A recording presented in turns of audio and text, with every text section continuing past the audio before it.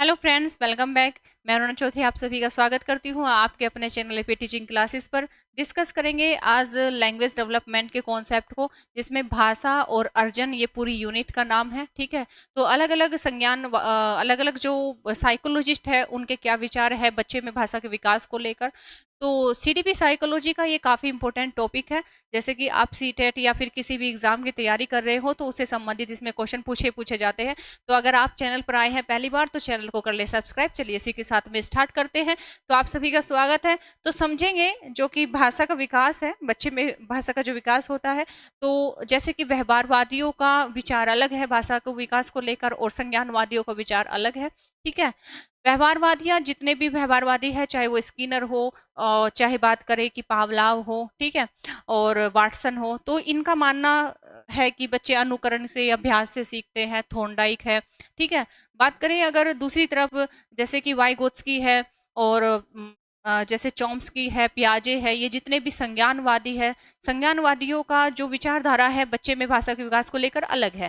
ठीक है, तो चलिए स्टार्ट करते हैं, समझते हैं पूरे का पूरे कॉन्सेप्ट को। इसी यूनिट से कम जो आपका लैंग्वेज पेडागोजी का वाला पोर्शन है वहां से भी 4 से 5 क्वेश्चन आते हैं, और आपके साइकोलॉजी वाले पार्ट में भी इससे क्वेश्चन आते हैं। ठीक है, शैक्षिक मनोविज्ञान में भी पूछे जाते हैं।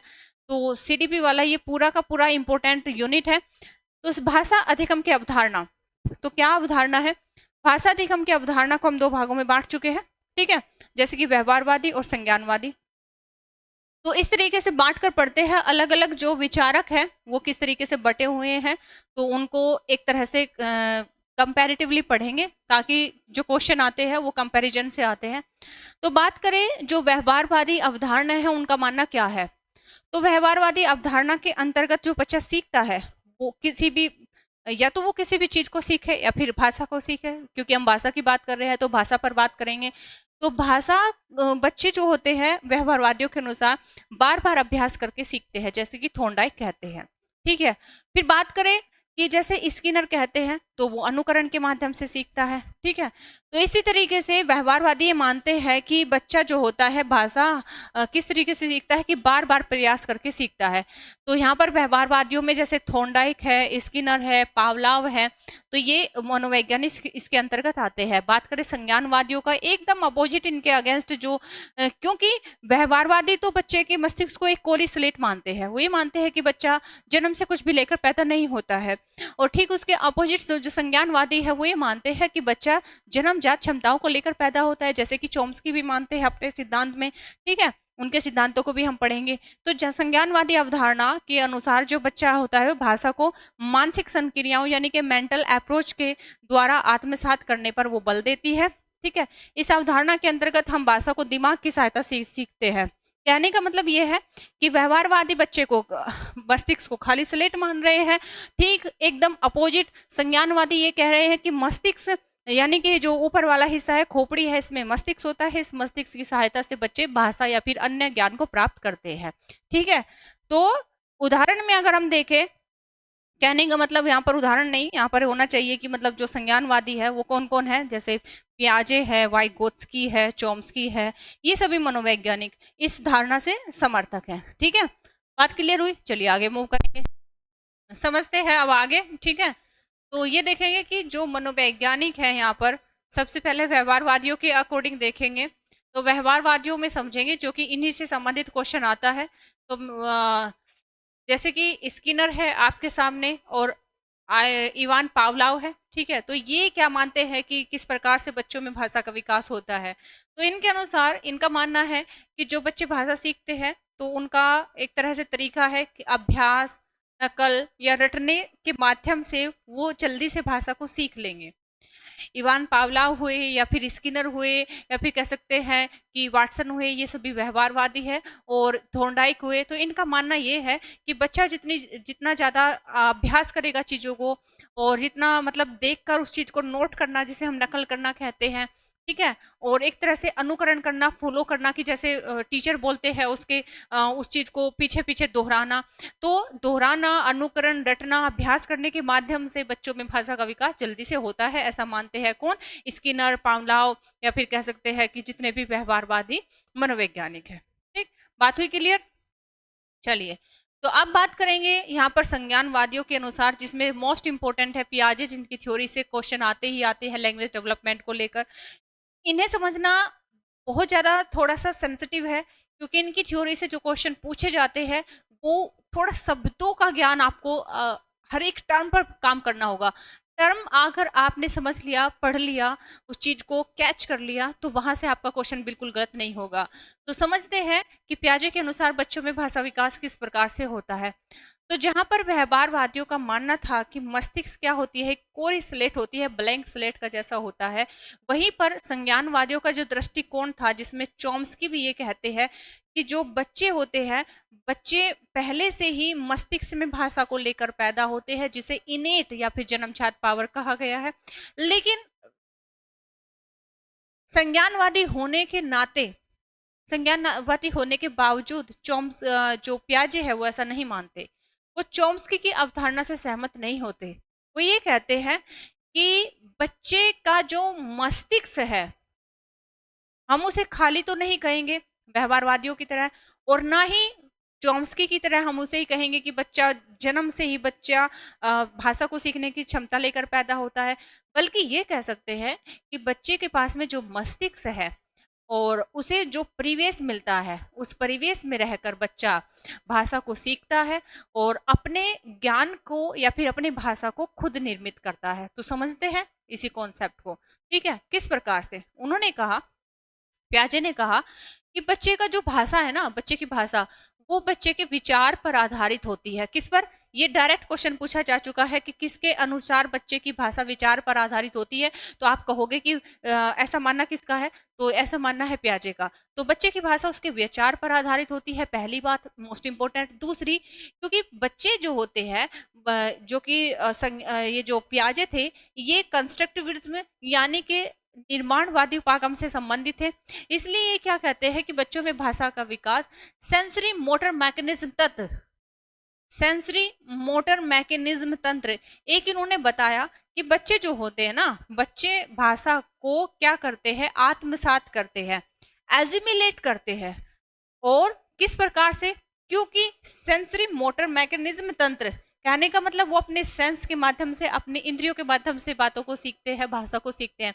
जब उसकी मदर छोटे बच्चे के सामने क्या करती है, पा पा पा, ऐसे बोलो बेटा, पा पा पा पा, तो वो बच्चा उस मम्मा को अपने सामने बोलते हुए देख रहा है, उसके इस तरीके से मुंह को खुलते हुए देख रहा है, टंग को ऊपर नीचे होते देख रहा है, और साथ ही साथ उसको सुन रहा है। तो उसकी सेंस, अपनी सेंस के माध्यम से वो भाषा को सीख रहा है। अगर वही चीज उसके सामने रेडियो चल रहा है, टेलीविजन चल रहा है, तो छोटा बच्चा उस भाषा को नहीं सीख पाता। तो वो शब्दों का ज्ञान उसे किस प्रकार से होता है? पियाजे ये कहते हैं कि वो अपने सेंस के माध्यम से शब्दों को सीखता है। कैसे? जब उसके सामने बोलते पा पा पा, बेटा ऐसे बोलो, पा पा पा, मम्मा मम्मा, तो वाकई बच्चा बोलने लगता है, बच्चा ऐसे ही शुरुआत करता भी है। तो हम इनकी एक तरह से इनके तर्क से सहमत होते हैं, ठीक है। और इन्होंने जो बताया है कि बच्चा भाषा को आत्मसात करता है, एजिमिलेट करता है, किस माध्यम से? सेंसरी मोटर मैकेनिज्म यानी कि इंद्रियों के माध्यम से। जैसे कि वो शब्दों को सुनेगा, देखेगा, हाँ ठीक है, और जब किसी चीज को छुएगा तो उसकी मम्मा बोलेगी इसको हाथ मत लगा, ये मत उठा, दुपट्टा मत पकड़, बाल मत खींच, ठीक है, इस तरीके से।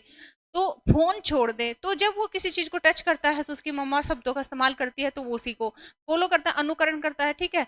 माध्यम जो है जीभ के माध्यम से, जीभ अपने आप में एक इंद्री है, इंद्री के माध्यम से वो खट्टा मीठा इस तरीके के टेस्ट के वर्डों को सीखता है, भाषा को सीखता है, ठीक है। सूंघना, सूंघने से भी वो शब्दों का इस्तेमाल करना सीख जाता है। जब उसे कहते हैं कि इसमें से कैसी खुशबू आ रही है, इसमें से कैसी खुशबू आ रही है, तो ये एक सेंस होती है, सेंस के माध्यम से बच्चा अपने भाषा को डेवलप करता है, ठीक। एक बात हुई। दूसरी बात, वो शब्दों को क्या करता है, आत्मसात करता है। आत्मसात का मतलब ये होता है कि ज्यादा जब तक वो बड़ा होता है शब्दों को सीखते चला जाता है, एक शब्द के बाद दूसरा, दूसरी बात तीसरा, तीसरे के बाद चौथा, इस तरीके से उसके पास में शब्दों का भंडार हो जाता है।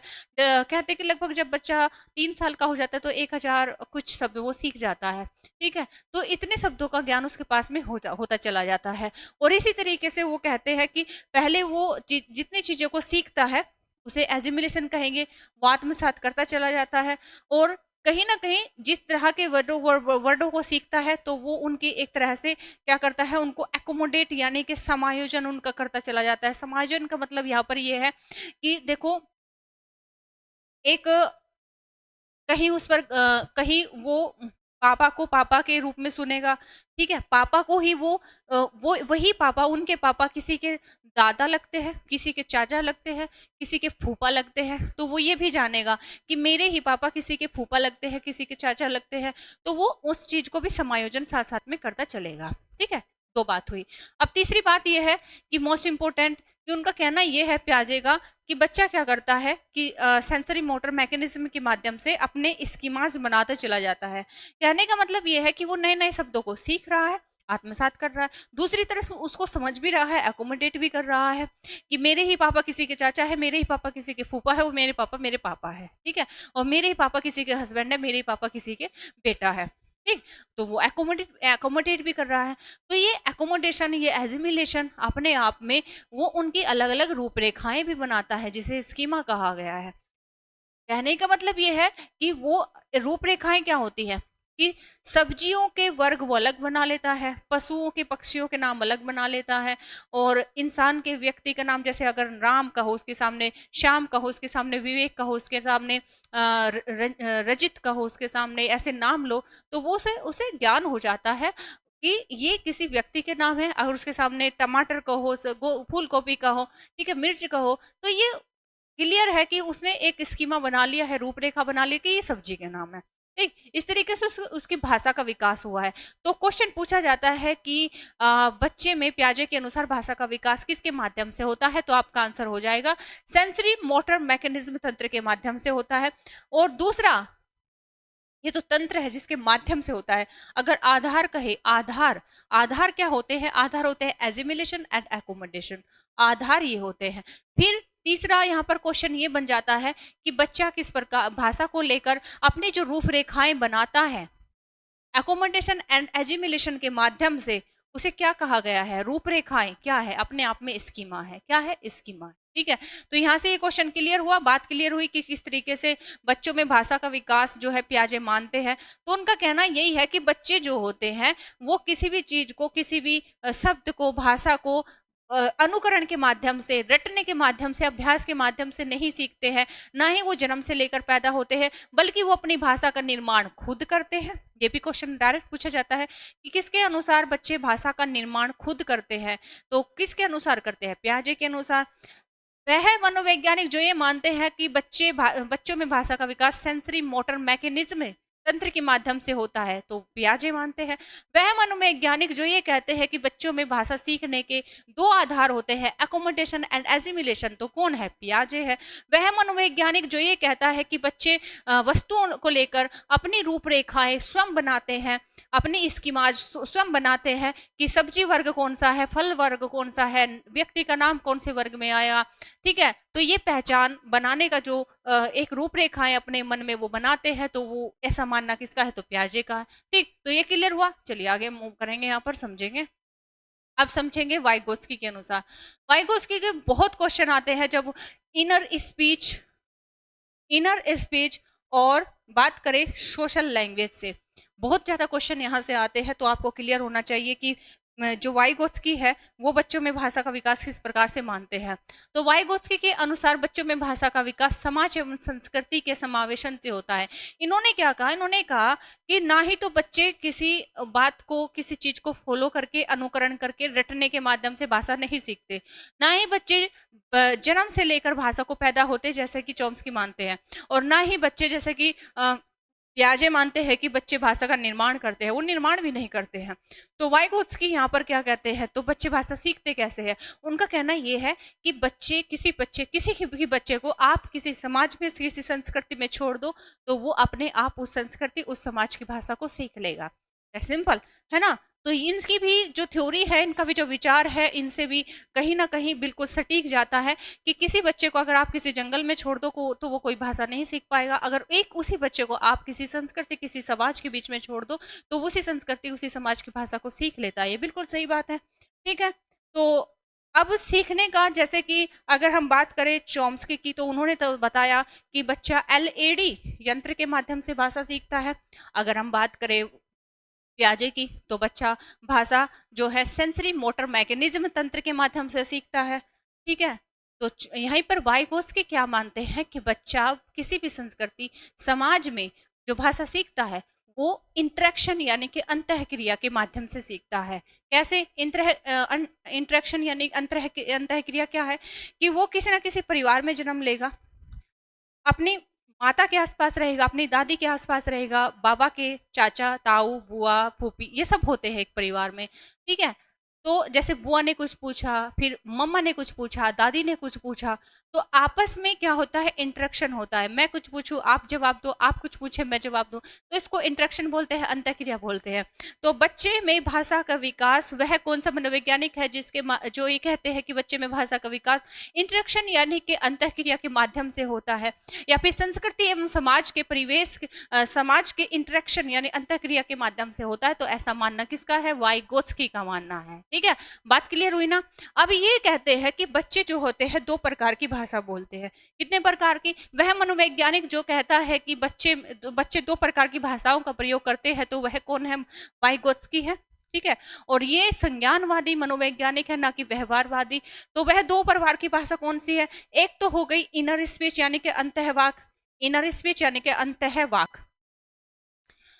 इनर स्पीच देखो, अंतःक्रिया अलग वर्ड है, अंतःवाक अलग है। ठीक है, वाक का मतलब होता है बोलना। ठीक, तो इनर स्पीच यानी कि अंतःवाक क्या होता है, इस भाषा का प्रयोग जब बच्चे किसी भी खेलते वक्त जब वो अपने आप से बात करते हैं, अपने विचारों को दिशा निर्देश देने के लिए जिस भाषा का प्रयोग बच्चे करते हैं उसे इनर स्पीच कहते हैं। जैसे कि वो किसी गुड़िया से खेल रही है, अगर वो किसी खिलौने से खेल रही है, तो वो उससे बात कर रही है, उसी से बात कर रही है, आप मतलब खुद ही से बोल रही है। मैंने ऐसे किया था, मैंने ऐसे भी करके देख लिया, मैंने ऐसे भी करके देख लिया, ये फिर भी नहीं मैच हो रहा है, ये किसी क्यूब को जो है वो कर रही है। ठीक है, बात समझ रहे हो। तो जब वो किसी गुड़िया से खेल रही है तब भी तुम्हारे बाल कंघी कर दूं, तुम्हें क्रीम लगा दूं, तुम्हें नहला दूं, तो इस तरीके से जब वो बात करती है तो बच्चा अपने विचारों को दिशा निर्देश देने के लिए जिस भाषा का प्रयोग करता है, ये डायरेक्ट क्वेश्चन पूछा जा चुका है कि बच्चा अपने भाषा अपने विचारों को दिशा निर्देश देने के लिए जिस भाषा का प्रयोग करता है, तो उस भाषा को क्या कहा जाता है, सामाजिक भाषा या फिर व्यक्तिक व्यक्तिक या अंतःवाक या फिर इनर स्पीच कहा जाता है। तो आपका आंसर क्या हो जाएगा, इनर स्पीच या फिर अंतःवाक या फिर व्यक्तिक भाषा। ठीक है, एक बात हुई। दूसरी बात, सामाजिक भाषा किसे कहेंगे कि बच्चा जिस भाषा का प्रयोग समाज से बात करने के लिए करता है उसे सामाजिक भाषा कहते हैं। कहने का मतलब कि वो अपने घर परिवार में जैसे पापा से बात करती है, मम्मा से बात करती है, अपने किसी फ्रेंड से बात करती है, तो जब वो दूसरों से बात करने के लिए जिस भाषा का प्रयोग करते हैं उसे सामाजिक भाषा कहा जाता है। और ये भाषा आदर्श होती है। जो इनर स्पीच होती है वो टूटी फड़की भाषा होती है, वो इनफॉर्मल यानी कि अनौपचारिक भाषा होती है। ठीक है, और वो भाषा आदर्श नहीं होती, वो गाली गलौज की भी भाषा हो सकती है। ठीक, लेकिन सामाजिक भाषा आदर्श होती है, सभ्य होती है, और कह सकते हैं कि ये भाषा इनर स्पीच भाषा पहले विकसित होती है और सामाजिक भाषा बाद में विकसित होती है। और कह सकते हैं कि सामाजिक भाषा सभ्य भाषा होती है, आदर्श भाषा होती है। ठीक है, और ये भाषा बच्चा बाद में बोलना सीखता है, दूसरों से कैसे बात करना है, जब वो थोड़ा बड़ा हो जाएगा तभी तो सीखेगा ना। ठीक है, तो पहले बच्चे में कौन सी भाषा विकसित होती है, इनर स्पीच यानी कि अंतःवाक, और बाद में बच्चे में कौन सी भाषा विकसित होती है, तो सामाजिक भाषा, सोशल लैंग्वेज। अब यहाँ पर एक थोड़ा सा मैं वो बता दूं, जो इनको मतलब वाइगोत्स्की और प्याजे में एक जो द्वंद्व है विचार और भाषा को लेकर, तो यहाँ पर वाइगोत्स्की ये मानते हैं कि बच्चे में भाषा पहले विकसित होती है, विचार बाद में आते हैं। ठीक, अगेंस्ट इससे अपोजिट जो प्याजे है वो ये मानते हैं बच्चे में विचार पहले विकसित होते हैं और भाषा बाद में विकसित होती है। ठीक है, इस तरीके से समझा हमने पूरा कॉन्सेप्ट लैंग्वेज को लेकर। तो उम्मीद करती हूँ आपको पूरा कॉन्सेप्ट समझ में आया होगा। अब ये भी देखेंगे कि ये जो है वाइगोत्स्की ने देखा कि छोटे बच्चे न केवल स्वयं को सामाजिक रूप से भाषा तंत्र वो विकसित कर लेते हैं, बल्कि समय के साथ साथ में जटिल वाचिक तंत्र, कॉम्प्लेक्स वर्ड स्पीकिंग भी वो विकसित कर लेते हैं, ताकि वे विश्व के साथ में इंटरेक्शन यानी कि अंतःक्रिया करने के लिए एक डिक्शनरी बना ले। कहने का मतलब यहाँ पर इस लाइन का ये है कि वो जो इनर स्पीच का इस्तेमाल करते हैं सिर्फ अपने आप से बात करने के लिए, वो बड़ी सरल होती है ना, वो बड़ी टूटी फुटकी या फिर कह सकते हैं कि अनौपचारिक होती है, मतलब उसमें कोई आदर्शता नहीं होती है, वो गाली गलौच भी हो सकता है। लेकिन जैसे जैसे वो बड़े होते हैं, बड़े होने के बाद में, बड़े होने के साथ साथ में वो जो भाषा है, भाषा तंत्र है, उसको वो विकसित कर लेते हैं, जिसे हम कहेंगे कि वो समय के साथ साथ में एक जटिल वाचिक तंत्र यानी कि कॉम्प्लेक्स वर्ड स्पीकिंग विकसित कर लेते हैं, जिसे सामाजिक भाषा का रूप हम कह सकते हैं कि वो बड़े अच्छे अच्छे शब्द बोलना सीख लेता है। ठीक है, क्यों? क्योंकि उसे समाज के साथ में इंटरेक्शन करना है, अंतःक्रिया करना है, लोगों से बातचीत करनी है, अपने फ्रेंड्स बनाने हैं, स्कूल में जाना है, टीचर से बात करनी है, ठीक है, अपनी प्रॉब्लम से शेयर करनी है लोगों से। तो इस वजह से हम कह सकते हैं कि वो अपना एक जटिल जटिल वाचिक तंत्र विकसित कर लेता है, और इस तरीके से वो बहुत सारे शब्द सीख लेता है, जिससे उसकी डिक्शनरी, कहते हैं अपनी इंसान की एक अपनी डिक्शनरी होती है, तो उसकी डिक्शनरी में बहुत सारे जो है वर्ड इकट्ठे हो जाते हैं। तो ये समझा हमने पूरा का पूरा कॉन्सेप्ट, जो कि भाषा को लेकर किस प्रकार से अलग अलग मनोवैज्ञानिकों के विचार हैं। तो उम्मीद करती हूँ पूरा कॉन्सेप्ट आपको समझ में आया होगा, क्लियर हुआ होगा, और वाइगोत्स्की के विचार समझे, पियाजे के विचार समझे, हमने जो है वाटसन के विचार समझे, हमने पावलोव के विचारों को समझा, स्किनर के विचार को समझा। चॉम्स्की के लिए अलग से वीडियो बनाएंगे, ठीक है, जिसमें हम अलग से ही उनके विचारों को समझेंगे, क्योंकि उनसे संबंधित थोड़े अलग हटके क्वेश्चन पूछे जाते हैं, तो उन्हें थोड़ा अलग से पढ़ना जरूरी है। तो इसी के साथ में मिलते हैं नेक्स्ट वीडियो में, चॉम्स्की की वीडियो के साथ में। अगर कोई भी क्वेरी हो, क्वेश्चन हो भाषा को लेकर, मतलब किस प्रकार से उसके भाषा के कितने प्रकार है, भाषा के कितने चरण हैं, तो प्लेलिस्ट में जाकर आप वीडियो जरूर वॉच करें, ठीक है, समझने के लिए, अपनी थोड़ी समझ विकसित करने के लिए, उससे थोड़ा कॉन्फिडेंस आता है सीक्वेंस से चीज़ों को पढ़ने के बाद में। ठीक है, तो उम्मीद करती हूँ कि हर एक जो है डाउट आपको क्लियर हुआ होगा, थोड़ा कॉन्फिडेंस बढ़ा होगा, और सीटेट नज़दीक है तो अपने प्रिपरेशन पर ज़्यादा मतलब अच्छे से ध्यान दें। तो मिलते हैं नेक्स्ट क्लास में, तब तक के लिए रखिए अपना ख्याल, और इसी तरीके से पढ़ाई करते रहिए। तो प्रैक्टिस पर ध्यान दीजिए, ठीक है, अगर ज़्यादा से ज़्यादा आप प्रैक्टिस करें। कोई भी क्वेरी हो तो कमेंट बॉक्स में कमेंट करके जरूर बताएं। लाइक शेयर सब्सक्राइब करना बिल्कुल मत भूलें। तो तब तक के लिए take care, thank you, bye bye.